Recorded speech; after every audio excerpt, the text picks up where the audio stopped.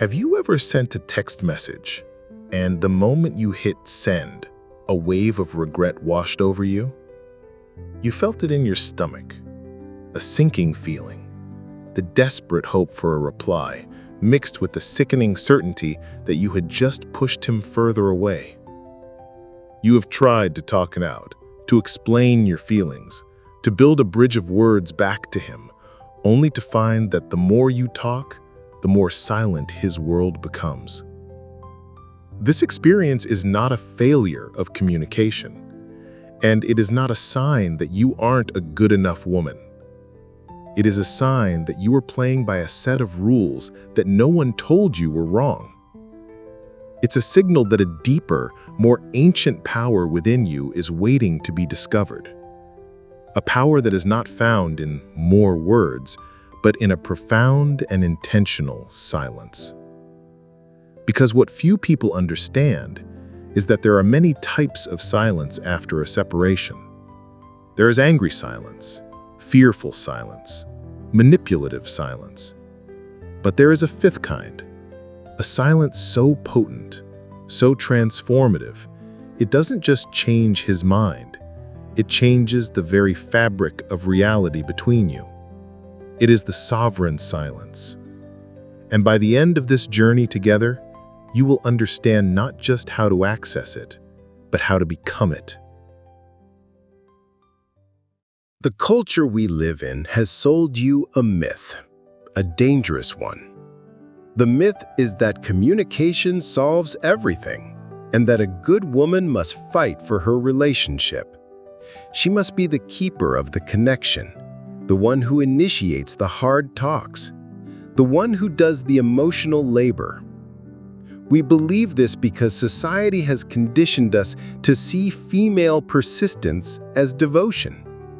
We are taught to label the act of chasing, pleading, and over-explaining as a noble fight for love. But this isn't your fault. If you have felt exhausted by being the only one trying, the only one reaching out, you are not failing at your relationship.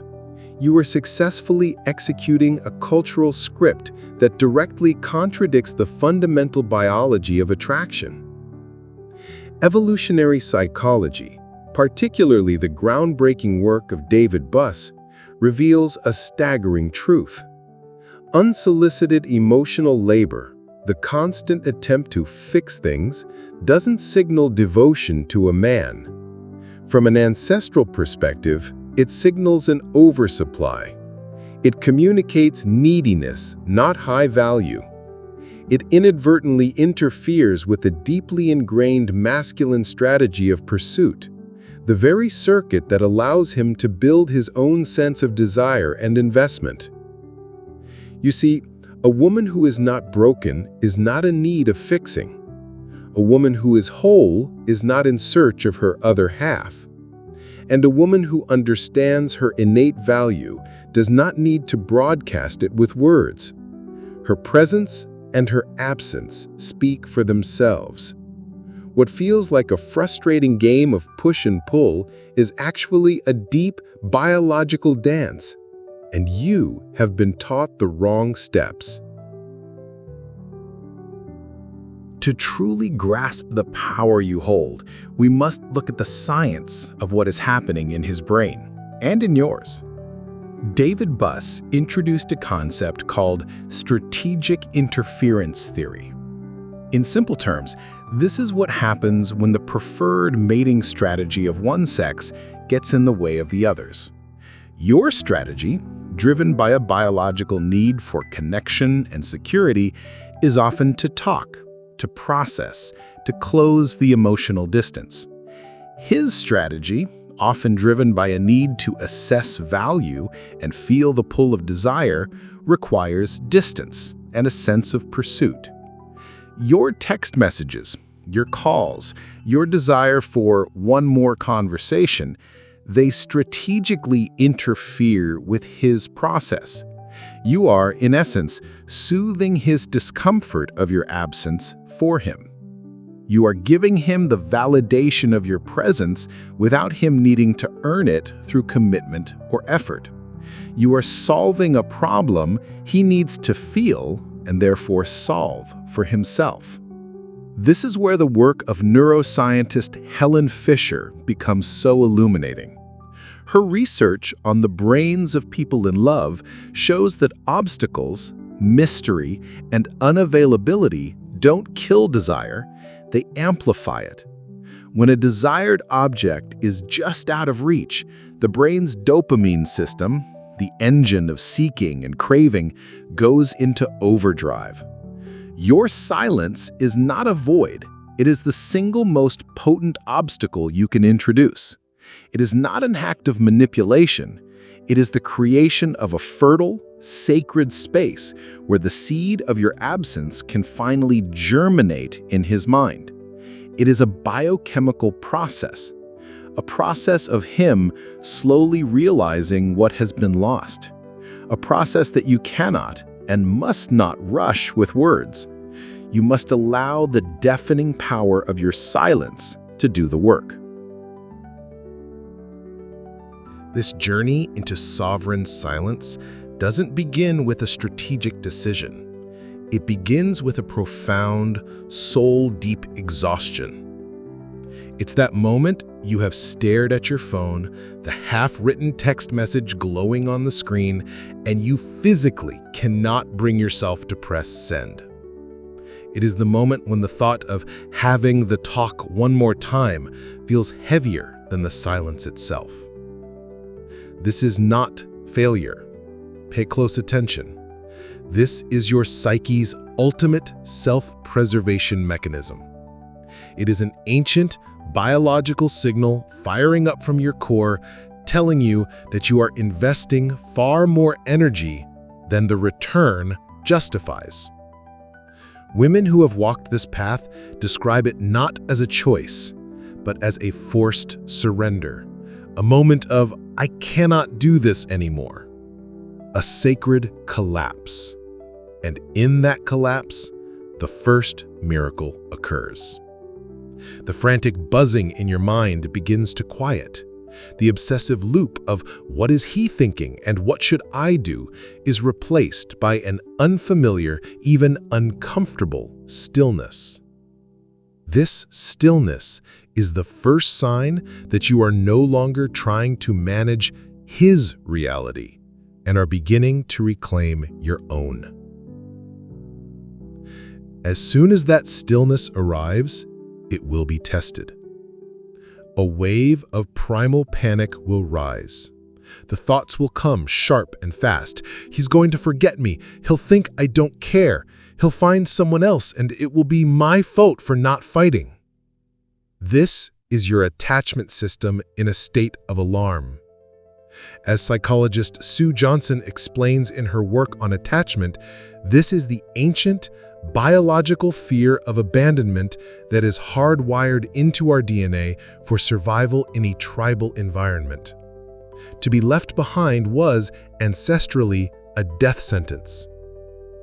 Feeling this intense resistance, this gut-wrenching urge to break the silence, is not a sign that you are doing it wrong. It is proof that the transformation is real. You are literally at the frontier of your own conditioning, confronting the deepest biological fear in order to write a new neural pathway. You are teaching your body at a cellular level that your survival is no longer dependent on his proximity. As the great therapist Esther Perel observes, desire requires distance. Your biology, however, screams for closeness at any cost. Standing firm in your silence, weathering this internal storm of panic, is the crucible where your true, unshakable power is forged. And then something remarkable happens. It may be gradual, or it may feel like a sudden shift. Your silence stops being a strategy to get him back and becomes a sanctuary to get yourself back.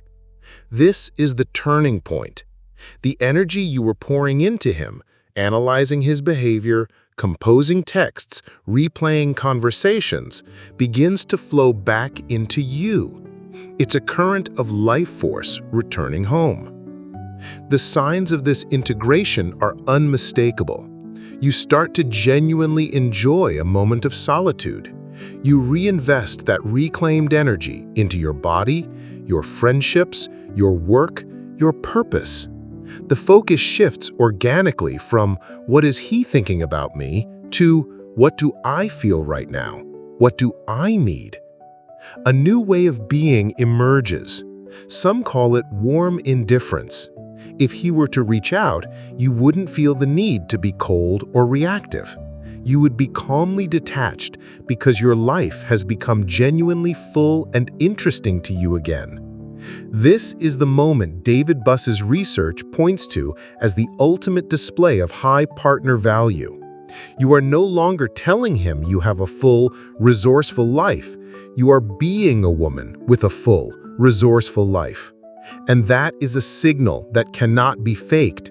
It's a presence that is undeniably magnetic. This is the sovereign silence. A woman who embodies this doesn't radiate need. She radiates a calm, unshakable authority. Her happiness is no longer conditional upon his presence or his validation. She is a whole woman. This state of being completely short-circuits the typical male programming. A man often expects one of two reactions after a distancing: pleading or anger. Your peaceful, self-contained silence is a pattern he has no script for. It forces him into a complete and total reevaluation of who you are, what he has lost, and the price of that loss. The evolutionary power you have now unlocked is the pure, undiluted power of female choice. For millennia, the survival and thriving of our species depended on a woman's ability to be incredibly selective. Your silence becomes the ultimate filter. It weeds out the uncertain, the uncommitted, and the unworthy. Only a man with genuine, clear intention and the self-confidence to match your newfound sovereignty will dare to cross that silence in a respectful, meaningful way. And here, the entire dynamic inverts. The power structure shifts from "she is chasing him" to "he must pursue her." It changes from "she is trying to solve the problem of his absence" to "he is now faced with the problem of earning his way back into her presence." The fundamental energetic polarity is restored to the state where masculine attraction functions at its peak. The narrative in his head is no longer "she is gone." It becomes "I fear I have lost her." You will know your power is returning not when he contacts you, but when you realize you'll be okay whether he does or not. The first true signal of your transformation is internal. The thought of his name on your phone screen will no longer spark a jolt of desperate relief, but rather a feeling of calm curiosity. You'll feel deep in your bones that you are complete on your own. Then you may receive a test from the universe, a vague text message late at night, a sudden like on a photo from months ago. Your ability to simply observe this without an immediate emotional reaction or the urge to decipher its meaning is the final exam. When you can see it for what it is, a probe into your energy field, and carry on with your evening, you've graduated. This is what psychologist Arthur Aaron's research on self-expansion describes. Your sense of self has literally grown. You feel more whole, more vast. A relationship, you now understand, is meant to be a beautiful supplement to your already magnificent life, not the center of it. You start to feel connected to a silent sisterhood of women who have walked this path before you. You recognize this quiet strength in them, this magnetic presence, and you know you are part of something ancient and powerful. In this new landscape, your life reorganizes around your new center of gravity, you. The question of whether he comes back becomes secondary, almost trivial compared to the quality of the peace you have discovered. Because you naturally begin to attract a different caliber of attention from men, from opportunities, from life itself. You are now broadcasting self-respect, not need. You are radiating the quiet hum of a woman who is whole. Whether he returns or not, you have already won. Because the journey was never truly about bringing him back to the woman you were. It was about allowing his absence to give birth to the woman you were always meant to become.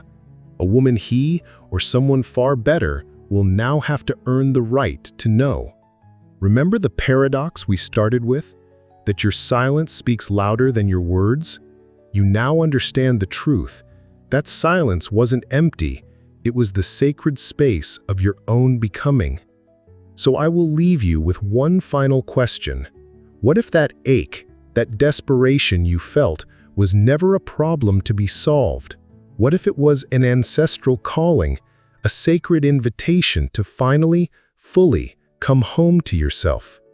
If this message resonated with a truth you feel deep in your soul, share which part in the comments below. The greatest healing often comes from knowing we are not alone in this awakening. And if you know a woman who is standing at this very crossroads, share this journey with her. It may be the key that unlocks her own sovereign silence.